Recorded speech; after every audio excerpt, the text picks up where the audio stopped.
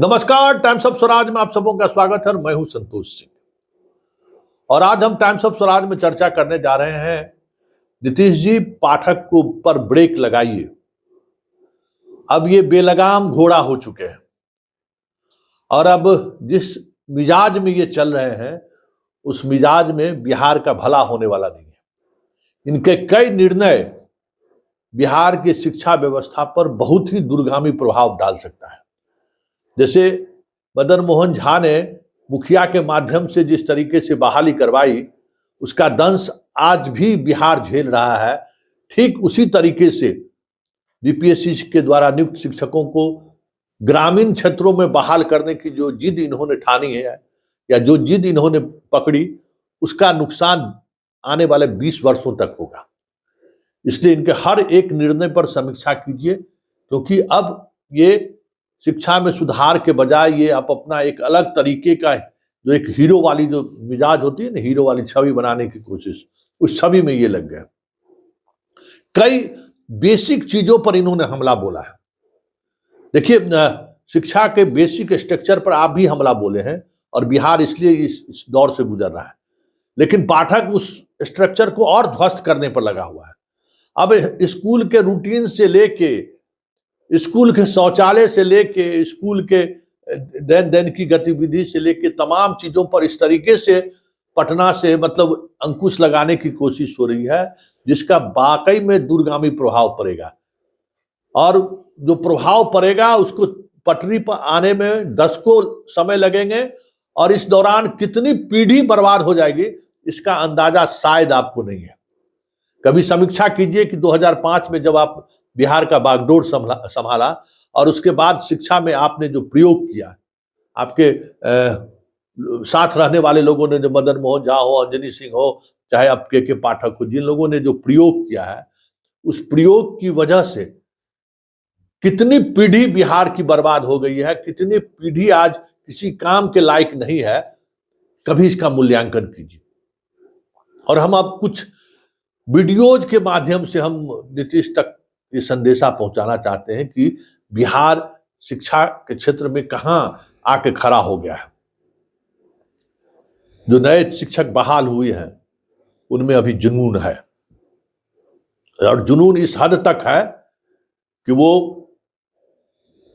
किसी भी स्तर तक जाने को तैयार है।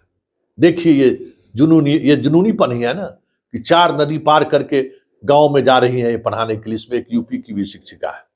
ये जुनून है और ये जुनून बना रहे, ये मुख्यमंत्री जी आप पर निर्भर करता है। ये ज्यादा दिनों तक चल नहीं सकता है। ये जुनून जो है पागलपन का जुनून है, ये ज्यादा दिनों तक नहीं चल सकता है। चलिए, पाठक जी के आदेश पे आप लोग हैं। आप लोग पाठक जी के आदेश पे हैं। हाँ, उनका आदेश का पालन बिल्कुल करना ही चाहिए। बहाली भी तो इसी शर्त पे हुई कि आपको ग्रामीण क्षेत्र में भेजा जाएगा। बात ये है कि वहाँ पर जाने से बच्चे बहुत एक्साइटेड हो रहे हैं। हाँ बिल्कुल, और उन लोगों में काफी सुधार है। महीना दिन भी नहीं बेहतर। हाँ, बहुत अच्छा सुधार। आप कहाँ से हैं? आप मैं यूपी से हूँ। यूपी से हैं दोनों? नहीं, हम बेगूसराय से। चलिए बेहतर।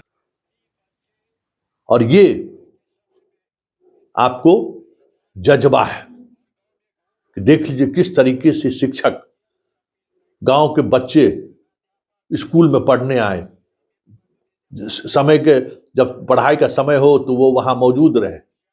इस तरीके से अनाउंस करके बच्चों को बुलाना जज्बा है।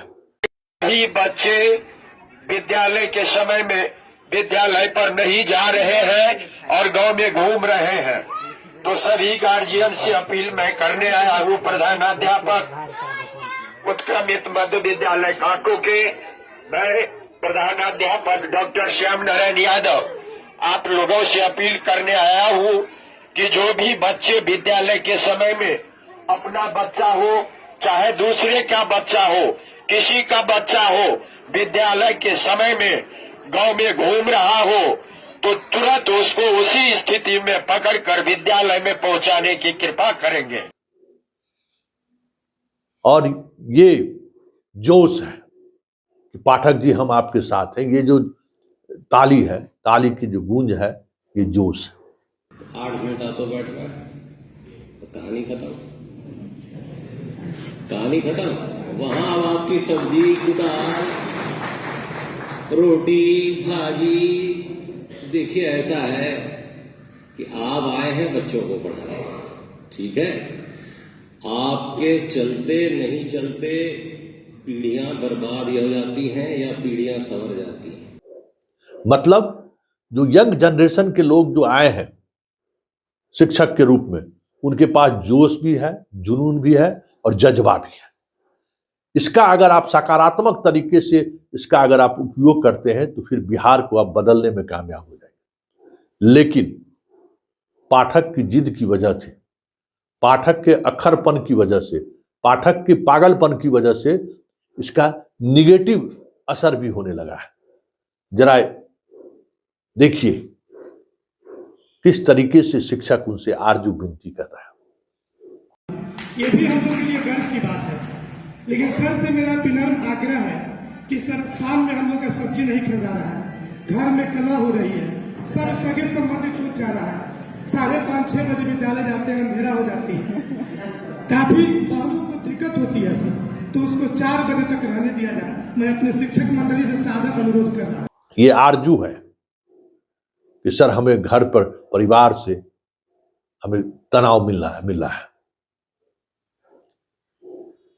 ये महिला शिक्षक अपील कर रही हैं पाठक से कि देखिए किस तरीके का कष्ट हम झेल रहे हैं। 5:45 का समय हो रहा है और आप देख सकते हैं कि कितना अंधेरा है। हम लोग स्कूल से निकले 5 में, ठीक है, हमें 15 किलोमीटर के क्षेत्र में ही जाना है क्योंकि हम लोग सुदूर देहात से आए हैं, लेकिन अब हम लोग अपने घर तक कैसे पहुंचेंगे ये नहीं पता, क्योंकि वहां तक जाने के लिए भी हमें बस का सहारा लेना पड़ेगा और दूर दूर तक हमारे लिए कोई बस नहीं आ रही है अभी, क्योंकि एक बस कैंसिल थी, दूसरे बस का वेट कर रहे हैं हम लोग, वो नहीं है हम लोग के लिए। श्रीमान कोई है ऐसे अगर, तो हम महिलाओं पे तरस खाइए और इस तरह का कष्ट हम लोग को मत दीजिए। घर पहुंचने में ही हम लोग को पता नहीं कितना समय लगेगा, नहीं लगेगा हम लोग नहीं जानते। फिर कल स्कूल भी आना है, फिर घर हम लोग को कल सुबह समय पे स्कूल भी आना है। हम लोग बिल्कुल समय पे बने रहते हैं, लेकिन हमारे समय का क्या ये पता नहीं। प्लीज मदद करिए हमारी और इस बात को के पाठक सब तक पहुंचा दें। और ये आक्रोश है, हमें छुट्टी नहीं मिला है तो हम स्कूल में ही बैठ जा रहे हैं, रात हम स्कूल में ही गुजार लेंगे। ताकत नहीं था। 8 बजे हम सुबह में जब निकले 21 तारीख को, तो डीडीओ साहब को एब्सेंटी डेरा पर पहुंचाए और उसके बाद हम बीआरसी के लिए पहुंचे। तो बीआरसी के गेट पर हम ताला बंद था, कॉल करते रह गए धनंजय जी को, तो कॉल नहीं उठाए।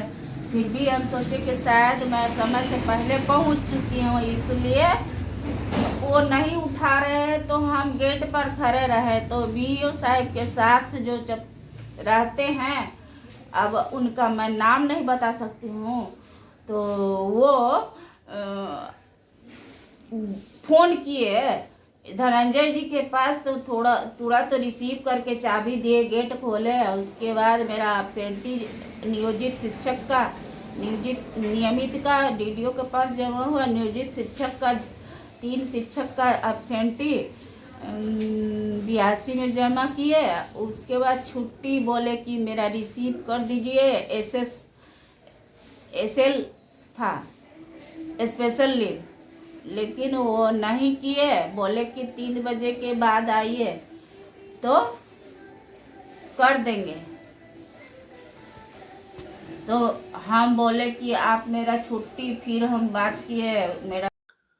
तो ये आक्रोश, आग्रह, आरजू, ये 3 एक अलग फेज, मतलब एक तरफ जोश जुनून है, जज्बा है, दूसरी तरफ वही जज्बा, जोश और जुनून आग्रह, आरजू और आक्रोश में बदल रहा है।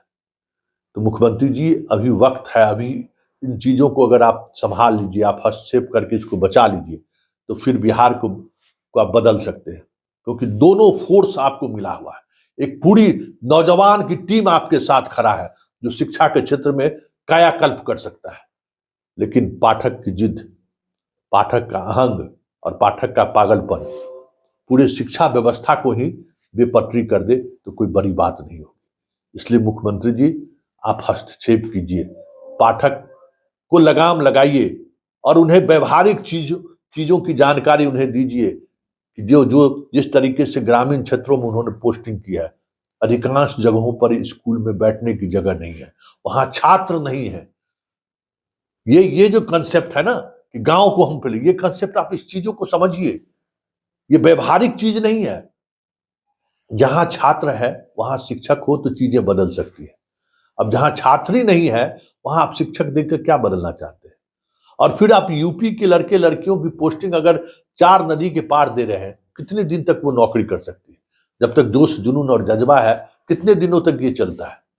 1-2 साल में सब कुछ खत्म हो जाएगा। फिर आपको वही मिलेगा कि पता चला कि 2,000-3,000 रुपया महीना देके उस स्कूल में ये पढ़वा रही है, अपने घूम रही है। यही सत्य है और ये होगा ही, क्योंकि इसको कोई रोक नहीं सकता। ऐसे जगह पर पढ़ाने के लिए स्थानीय आसपास के टीचर ही अनुकूल तरीके से पढ़ा सकते हैं, क्योंकि बहुत मुश्किल है वहां ऐसे जगह पर टिके रहना। आप देख रहे हैं कि नाव से पार करना पड़ रहा है उसको। इसलिए सीएम साहब कई इशूज पाठक ने खड़े कर दिए हैं जिसकी समीक्षा होना जरूरी है, नहीं तो फिर बिहार शिक्षा में वैसे ही बेपटरी है और बेपटरी हो जाए तो कोई बड़ी बात नहीं।